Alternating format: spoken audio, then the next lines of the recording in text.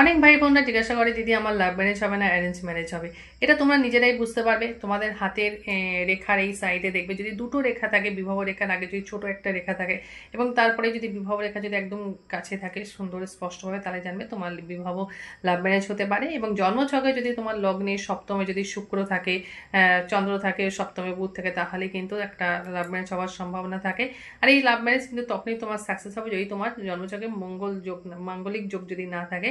মাঙ্গলিক যোগ থাকলে সময় মতন মাঙ্গলিক দোষ কাটিয়ে নেবে এবং তোমার পার্টনারও কিন্তু সেই একই দেখতে হবে তার হাতেই অশুভ গ্রহগুলো আছে কিনা।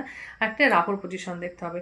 রাহুর যদি 5th হাউসে থাকে, 8 হাউসে থাকে, 12 হাউসে থাকে, তাহলে কিন্তু সেই জায়গাটা কিন্তু লাভ ম্যারেজ কিন্তু ভেঙে যাওয়ার সম্ভাবনা থাকে, অশান্তি থাকে দুজনের মধ্যে দিয়ে। এবং অশুভ গ্রহের মহাদশা যদি বিবাহ টাইমে চলে সেক্ষেত্রেও কিন্তু বিচ্ছেদ হয়। মঙ্গলের পজিশনও তেমনভাবে দেখতে হবে। তো এগুলো সময় মতন অশুভ প্রতিকার করলে লাভ কিন্তু সাকসেস হয়, তা নাহলে কিন্তু লাভ হয়েও সাকসেস হতে চায় না।